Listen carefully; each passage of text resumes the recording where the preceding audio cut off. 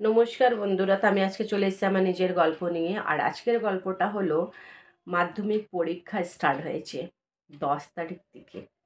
বলতে গেলে মাধ্যমিক পরীক্ষাটা ভীষণ টাফ বলা যেতে পারে। কেন, আমরা না ছোট্টবেলার থেকে পড়াশোনা করতেই আসি, যেইভাবেই হোক করছি করছি, কোনো টেনশান নেই।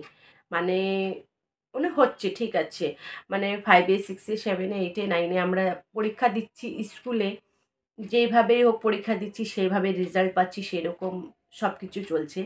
কিন্তু মাধ্যমিকটা বলতে গেলে যখন আমরা পরীক্ষাটা বাইরে কোনো স্কুলে দিতে যাই, একটু টেনশন থাকে, যেহেতু বোর্ড পরীক্ষা।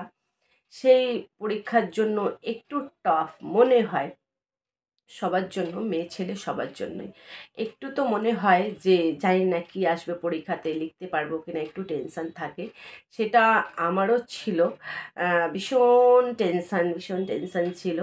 আর এখন বলতে গেলে এই ভিডিওটা আপনাদেরকে শোনানো রিজনটা, আমাদের পাড়ার থেকে এখন 3-4 জন একসাথেই পরীক্ষা দিতে যাচ্ছে, কিন্তু তাদের সেন্টারগুলো আলাদা আলাদা স্কুলে পড়েছে। তার রিজনটা যে স্কুল থেকে যারা পড়ছি সেই স্কুলের অন্য স্কুলে পড়ে, সেই রকমই। কিন্তু আমি যেখানে পরীক্ষা দিতে যাচ্ছিলাম বন্ধুরা, অনেক অনেক অনেক দূর, অনেক দূর বলতে গেলে, মানে বলার যাবে না। মানে এখন কি করছে, জাস্ট একটা স্কুল থেকে একটা স্কুল যেতে 5 থেকে 7 মিনিট, এর চেয়ে বেশি নেই। এখন বলতে গেলে মুখ্যমন্ত্রী মমতা ব্যানার্জি এখন একটা এই কাজটা করেছে, খুব কাছাকাছি করে দিয়েছে পরীক্ষাটা। কিন্তু আমার সময় অনেক দূরে আমি দিয়েছিলাম পরীক্ষা।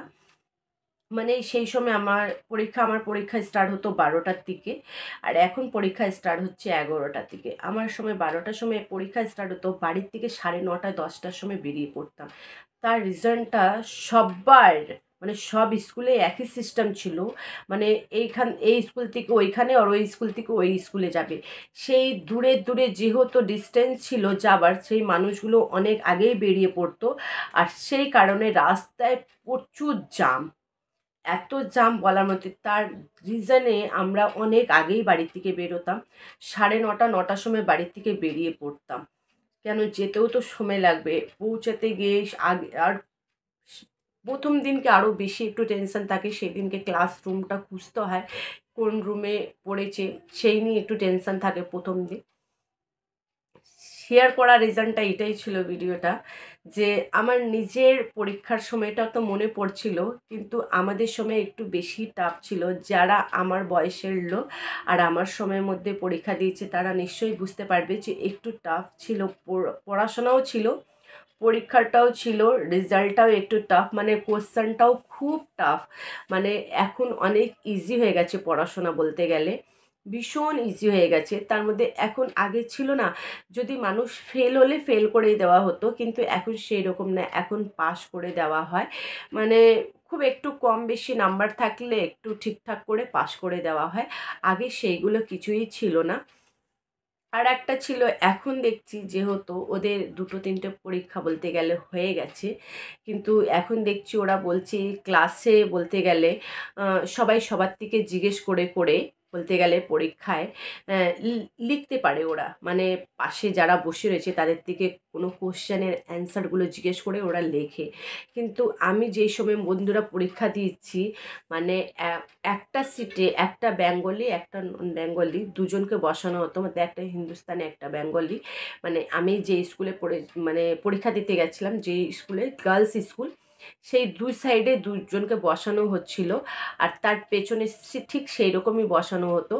রুমগুলো খুব ছোট ছিল, খুব একটা বড় রুম ছিল না। মানে 40-50 জন একটা রুমে বসতো, তার মধ্যে 2 থেকে 3টে টিচার দেওয়া হতো। সেই টিচারগুলো তখন খুব একটা ফোন, এই বড় ফোন তো একদমই ছিল না বলতে গেলে, খুব কম ছিল। আর ছোট্ট ফোন সবার কাছে থাকতো আগে। আর ছোট্ট ফোন মানে সবাই যে হাতে রেখে কিছু করার জন্য তো ছিল না, ছোট ফোনে শুধু কলই আসতো।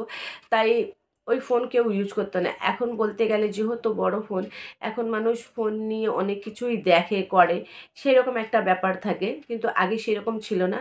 এখন দেখছি যারা পরীক্ষা দিতে গেছে তারা বলছে যে আমাদের ক্লাসেও 2টো ম্যাডাম বা 2টো স্যার দেওয়া হয়েছে, মানে এক একটা ক্লাসে ওদের মানে এক এক রকম, এক একটা স্কুলে মানে এক একটা স্কুলে দুটো স্যার দিয়েছে বা এক একটা স্কুলে দুটো ম্যাডাম দিয়েছে, এক একটা রুমে বলতে গেলে ক্লাসরুমে।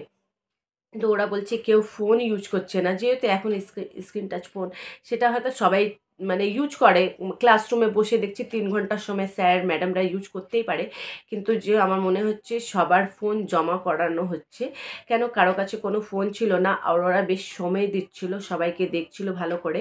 কিন্তু দেখার পরও এটা ছিল ওরা একটু ফ্রি দিচ্ছিল, বাচ্চারা নিজের মধ্যে জিজ্ঞেস করে করে লিখছিল, সেইগুলো ছিল। আমি বলছি কি ভালো, তোদের সময় এত সুন্দর করে, আমাদের সময় এইসব কিছুই ছিল না। মানে যেটা আমরা পারছি সেইগুলো লিখলাম, যেগুলো পারছি না সেগুলো ছেড়ে দিয়েই এসছি। কেন, কোনো জিজ্ঞেস করার কোনো মানে ব্যাপারই ছিল না সেই সময়। কিন্তু এখন এইসব আছে, একটু জাস্ট ভালো লাগছে শুনে যে এখন পড়াশোনাটা একটু ইজি করা হয়েছে, আগের মতন নেই। আরও একটা আছে ব্যাপারটা যে এখন বলতে গেলে এইটা তো একটা ফ্রি হয়েছেই যে পড়াশোনা একটু জিজ্ঞেস করা একটু করা যাচ্ছে হচ্ছে, আমাদের সময় সেই সবটা ছিল না।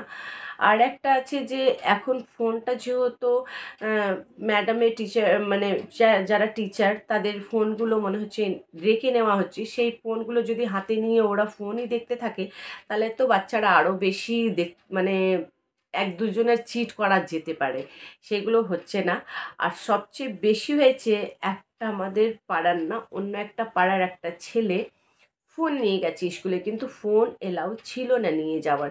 কিন্তু ছেলেটা খুব বুদ্ধি করে নিয়ে গেছে ফোনটা। ফোন আসলে ও যে যে মানে একটা বাক্সতে, যে বাক্সতে পেন পেন্সিল ওইগুলো রেখেছে তার মধ্যে ভরে নিয়ে গেছে।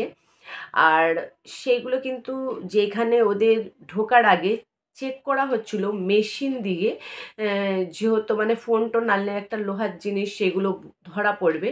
আর যেগুলো দিয়ে চেক করছিল, কিন্তু ছেলেটা বুদ্ধির কাজ করেছে, 2 হাত ওপরে তুলে নিয়েছিল। এক হাতে ওর যেহেতু পেন্সিল বক্স ছিল, সেই হাতগুলো ওপরে তুলে ওর পুরো বডির বলতে গেলে ওর মেশিন দিয়ে চেক করা হলো, তাই কিছু পাইনি, ও ভেতরে ঢুকে গেছে। ভেতরে ঢুকে অনেকক্ষণ পর ও ফোন বের করেনি, তার রিজনটা ও নিয়ে গেছিলো কিন্তু ফোন বের করতে পারেনি। কিন্তু হ্যাঁ, সব বন্ধুদেরকে দেখিয়েছে লাস্টে, একদম মানে ক্লাসরুমেই সবাইকে দেখাচ্ছে, দেখ আমি ফোন নিয়ে এসেছি। বলছি কী করে নিয়ে তুই ঢুকতে পারলি? তখন ও বোঝাচ্ছে যে দেখ আমি এইরকম করে হাতটা ওপরে তুলেছিলাম আর আমার পেন্সিল বক্সের ভেতরেই ছিল ফোনটা, তাই বুঝতে পারিনি। ওরা যখন চেক করছিল, প্রত্যেক দিন চেক করা হচ্ছে। আর কিন্তু ও বের করতে পারিনি, তার রিজনটা যেহেতু একটা ক্লাসে 2-3টে ম্যাডাম স্যারকে দেওয়া হচ্ছে, সেইভাবে ফোন বের করে কোনো কিছু জানা বা দেখে দেখে লেখা একটু কঠিন। হ্যাঁ, এটা আছে যে একটু জিজ্ঞেস করা যাচ্ছে, সেগুলো হয়তো অনেক কেউ ছেলেরা মেয়েরা যে এটা স্কুলে পড়ছে তারা হয়তো ম্যাডামদের থেকে স্যার থেকেও জিজ্ঞেস করছে যে এই কোশ্চেনটাই হয়তো আমি বুঝতে পারছি না, বা একটু বুঝিয়ে দাও, করে দাও, এইরকম। সেটা ওরা করে দিচ্ছে, কিন্তু বলতে গেলে আর কোনো কিছুই করছে না ওরা। হ্যাঁ, একটু ফ্রি দিয়েছে, ওরা নিজের মতন বুঝে সুঝে জিজ্ঞেস করে একটু লিখতে পারছে, সেগুলো বেশ ভাল লাগছে। কিন্তু আমাদের সময় বলতে গেলে বন্ধুরা এগুলো কিছুই ছিল না। তাই আফসোস যে এই সময়টা যদি আমি পড়তাম কি ভালো হতো, একটু তো পড়াটা ইজি হতো, জাস্ট একটু পড়াটা ইজি হতো, বেশি না। কিন্তু হ্যাঁ, তখন আমার সময় একটু টাফ ছিল, কেন দেখতাম না কারোর থেকে কিছুই জিজ্ঞেস করা যেত না।